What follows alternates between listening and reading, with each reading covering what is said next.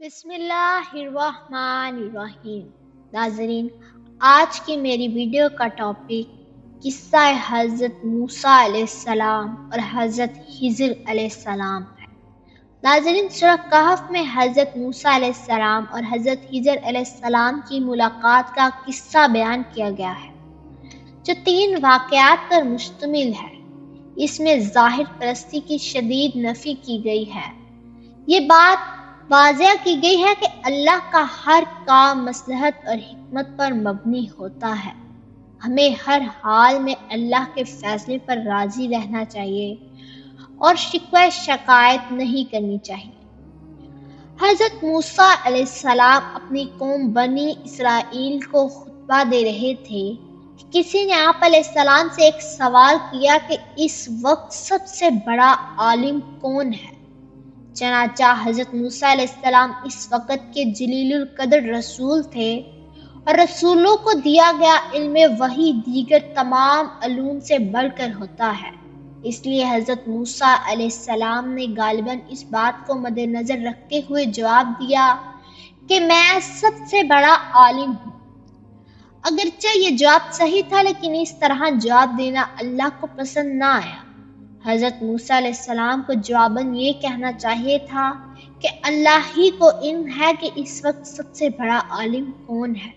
چنانچہ اللہ نے حضرت موسیٰ علیہ السلام کو علم کے اور گوشے سکھانے کے لیے فرمایا کہ مجمع البحرین یعنی 2 دریاؤں کے ملنے کی جگہ کے پاس ہمارا ایک بندہ خضر ہے، جو حاض علوم میں آپ سے بڑا عالم ہے، ان سے جا کر ملاقات کیجیے۔ اللہ کے حکم پر حضرت موسیٰ علیہ السلام علم کے حصول کے لیے اپنے خاص خادم و شاگرد حضرت یوشع بن نون کو ساتھ لے کر حضرت خضر علیہ السلام سے ملاقات کرنے کے لیے مجمع البحرین کی طرف سفر پر روانہ ہو گئے۔ حضرت موسیٰ علیہ السلام کے انتقال کے بعد یوشع بن نون علیہ السلام کو اللہ نے نبوت عطا فرمائی۔ ناظرین، حضرت موسیٰ علیہ السلام نے علم کے حصول کے شوق اور عزم کا اظہار کرتے ہوئے اپنے خادم و شاگرد حضرت یوشع بن نون سے کہا کہ مجمع البحرین پہنچنے تک ہم مستقل اپنا سفر جاری رکھیں گے۔ ناظرین، اللہ نے حضرت موسیٰ علیہ السلام سے فرمایا تھا کہ ان کی ملاقات حضرت خضر علیہ السلام سے مجمع البحرین کے پاس ہوگی، اور علامت کے طور پر انہیں بتایا تھا کہ اپنی ٹوکری میں ایک پکی ہوئی مچھلی رکھ لیں۔ مجمع البحرین میں جس مقام پر یہ مچھلی زندہ ہو کر پانی میں چلی جائے، وہی مقام ہے جہاں حضرت خضر علیہ السلام کو آپ علیہ السلام سے ملنا ہے۔ ناظرین، بعض مفسرین کی رائے ہے کہ یہ واقعہ حضرت موسیٰ علیہ السلام کے ابتدائی دور کا ہے، جب آپ علیہ السلام مصر میں تھے۔ چنانچہ وہ مجمع البحرین سے مراد سوڈان کے شہر خرطوم سے آنے والی دریائے نیل کی دونوں شاخوں نیل ابیض سفید اور نیل ازرق نیلا کے پاس میں ملنے کے مقام کو لیتے ہیں، جبکہ وہ مفسرین جو اس واقعے کو ہجرت صحرائے سینا کے بعد کا واقعہ قرار دیتے ہیں، ان کے نزدیک مجمع البحرین سے مراد دریائے سینا کا وہ جنوبی حصہ ہے جہاں خلیج عقبہ اور خلیج سوئز دونوں آ کر ملتے ہیں اور بحر احمر میں شامل ہو جاتے ہیں۔ ناظرین، حضرت موسیٰ علیہ السلام نے پکی ہوئی مچھلی حضرت یوشع بن نون علیہ السلام کے حوالے کی اور فرمایا کہ تمہارا کام یہ ہے کہ جب یہ مچھلی ٹوکری سے نکل کر پانی میں جائے تو مجھے بتا دے۔ حضرت یوشع بن نون نے کہا کہ یہ تو چھوٹا سا کام ہے۔ چلتے چلتے دونوں ایک پتھر کے پاس پہنچے تو وہاں کچھ دیر آرام کرنے کے لیے لیٹ گئے۔ تھوڑی دیر میں مچھلی حیرت انگیز طور پر معجزانہ طریقے سے ٹوکری سے نکلی اور سرنگ بناتے ہوئے پانی میں چلی گئی۔ مچھلی پانی میں جہاں سے گزرتی وہاں پانی منجمد ہو کر رہ جاتا اور مچھلی کے لیے ایک سرنگ سی بنتی چلی جاتی۔ یہ منظر دیکھ کر حضرت یوشع بن نون علیہ السلام بہت حیران ہوئے اور سوچا کہ حضرت موسیٰ علیہ السلام کو بتا دوں، لیکن انہوں نے حضرت موسیٰ علیہ السلام کو نیند سے بیدار کرنا مناسب نہ سمجھا۔ جب حضرت موسیٰ علیہ السلام نیند سے بیدار ہوئے تو فوراً سفر پر روانہ ہو گئے، اور حضرت یوشع بن نون علیہ السلام کو شیطان نے بھلا دیا کہ وہ حضرت موسیٰ علیہ السلام سے مچھلی کا ذکر کرتے۔ ناظرین، حضرت موسیٰ علیہ السلام اور حضرت یوشع بن نون علیہ السلام باقی سارا دن اور رات چلتے رہے۔ اگلے دن حضرت موسیٰ علیہ السلام نے اپنے خادم و شاگرد حضرت یوشع بن نون علیہ السلام سے فرمایا کہ ہمارے دن کا کھانا تو لاؤ، اس سفر میں ہمیں بہت تھکاوٹ محسوس ہو رہی ہے۔ جب تک حضرت موسیٰ علیہ السلام مقررہ راستے کی طرف بڑھتے رہے، انہیں تھکاوٹ محسوس نہیں ہوئی، لیکن جیسے ہی وہ صحیح مقام سے آگے نکلے، انہیں تھکاوٹ محسوس ہونے لگی۔ اس وقت حضرت یوشع بن نون علیہ السلام کو یاد آیا اور انہوں نے حضرت موسیٰ علیہ السلام کو بتایا کہ جب ہم پتھر کے پاس آرام کر رہے تھے تو کس طرح مچھلی اچانک موجزانہ طور پر پانی میں سرنگ بناتی ہوئی غائب ہو گئی تھی۔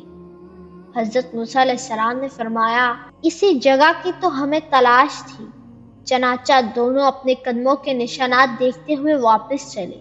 جب وہ اس پتھر کے پاس پہنچے جہاں مچھلی پانی میں گئی تھی تو وہاں انہوں نے ایک شخص کو چادر اوڑھے ہوئے پایا۔ یہ حضرت خضر علیہ السلام تھے، جنہیں اللہ تعالیٰ نے تکوینی علم، واقعات اور معاملات کا خاص علم عطا فرمایا تھا۔ حضرت موسیٰ علیہ السلام نے انہیں سلام کیا اور اپنا تعارف کرایا۔ حضرت خضر علیہ السلام نے حضرت موسیٰ علیہ السلام سے کہا کہ جو علم اللہ نے مجھے دیا ہے وہ آپ کے پاس نہیں ہے، اور جو علم اللہ نے آپ کو دیا ہے وہ میرے پاس نہیں ہے۔ ناظرین، حضرت خضر علیہ السلام کے بارے میں مفسرین کے مختلف اقوال ہیں۔ بعض انہیں فرشتہ کہتے ہیں، بعض ولی اللہ، جب زیادہ مشہور بات یہ ہے کہ وہ نبی تھے۔ ان کا نام بلیہ بن ملکان اور لقب خضر تھا۔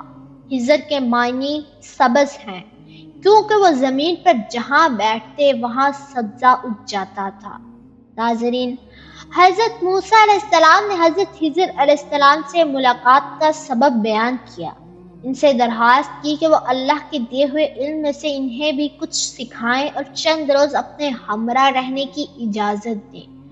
حضرت خضر علیہ السلام نے ان سے کہا کہ آپ میرے ساتھ رہ کر جو واقعات دیکھیں گے ان پر صبر نہیں کر سکیں گے، کیونکہ جن چیزوں کا آپ کے پاس علم نہیں، ان پر آپ صبر کیسے کر سکتے ہیں؟ حضرت موسیٰ علیہ السلام نے اصرار کیا کہ آپ انشاءاللہ مجھے صابر پائیں گے، میں آپ کے کسی حکم کی خلاف ورزی نہیں کروں گا۔ حضرت خضر علیہ السلام نے کہا کہ اگر آپ میرے ساتھ رہنا چاہتے ہیں تو آپ مجھ سے کسی چیز کے بارے میں کچھ نہ پوچھے گا جب تک میں خود ہی آپ کو نہ بتا دوں۔ حضرت موسیٰ علیہ السلام نے ان کی یہ شرط قبول کر لی۔ پھر حضرت موسیٰ علیہ السلام اور حضرت خضر علیہ السلام دونوں ایک ساتھ دریا کے کنارے کنارے چلنے لگے۔ ناظرین، دونوں دریا کے کنارے کنارے چل رہے تھے کہ قریب سے ایک کشتی گزری۔ انہوں نے کشتی والوں سے کہا کہ ہمیں بھی کشتی میں سوار کر لو۔ کشتی والوں نے حضرت خضر علیہ السلام کو پہچان لیا اور بغیر کرایہ لیے دونوں کو اپنے ساتھ کشتی میں سوار کر لیا۔ اتنے میں ایک چڑیا آئی جس نے کشتی کے کنارے پر بیٹھ کر دریا میں سے اپنی چونچ میں پانی لیا، جسے دیکھ کر حضرت خضر علیہ السلام نے حضرت موسیٰ علیہ السلام سے کہا کہ اللہ کے علم کے مقابلے میں میرا علم اور آپ کا علم دونوں ملا کر اتنے ہی ہیں جیسا اس چڑیا نے اس دریا سے چونچ میں پانی لیا ہے۔ ابھی کشتی میں سوار ہوئے کچھ دیر ہی گزری تھی کہ حضرت خضر علیہ السلام نے اپنا کلہاڑا لے کر کشتی کا ایک تختہ توڑ دیا اور کشتی کو عیبدار کر دیا۔ حضرت موسیٰ علیہ السلام کہنے لگے، ان لوگوں نے تو ہمیں بغیر کرایہ لیے کشتی میں بٹھایا اور آپ نے اس کشتی میں شگاف کر دیا تاکہ کشتی والے ڈوب جائیں۔ یہ تو آپ نے بہت خطرناک کام کیا۔ حضرت خضر علیہ السلام نے جواب دیا کہ میں نے کہا نہ تھا کہ آپ میرے ساتھ صبر نہ کر سکیں گے۔ حضرت موسیٰ علیہ السلام نے کہا کہ میں بھول گیا تھا، آپ مجھ سے درگزر کریں اور میرے ساتھ سختی نہ کریں۔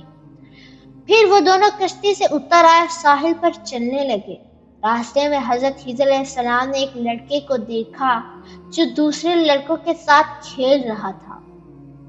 حضرت خضر علیہ السلام نے اس لڑکے کو قتل کر دیا۔ حضرت موسیٰ علیہ السلام کہنے لگے کہ آپ نے ایک پاکیزہ جان کو ناحق مار ڈالا، یہ تو آپ نے بہت برا کام کیا۔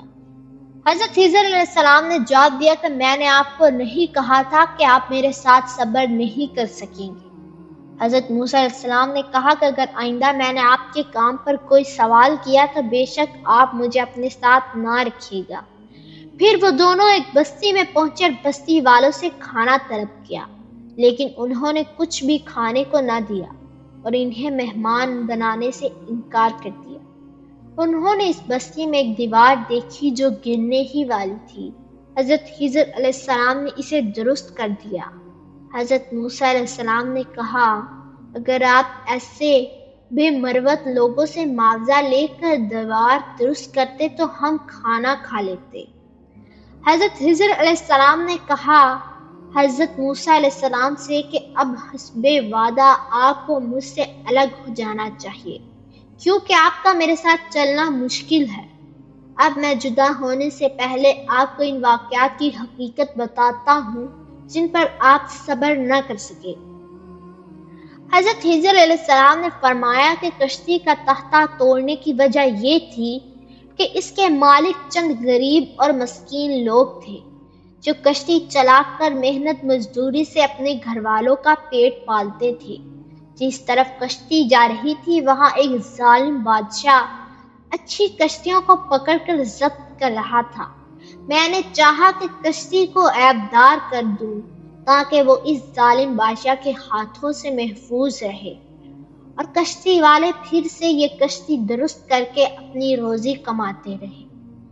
حضرت خضر علیہ السلام نے دوسرے واقعے کے متعلق فرمایا کہ اس لڑکے کو قتل کرنے کی وجہ یہ تھی کہ اس کے والدین مومن تھے اور لڑکا بڑا ہو کر کفر پر اڑ رہتا، تو اندیشہ تھا کہ کہیں یہ اپنے ماں باپ کو کفر اور سرکشی میں نہ پھنسا دے، یعنی لڑکے کی محبت میں والدین بھی کفر میں مبتلا نہ ہو جائیں۔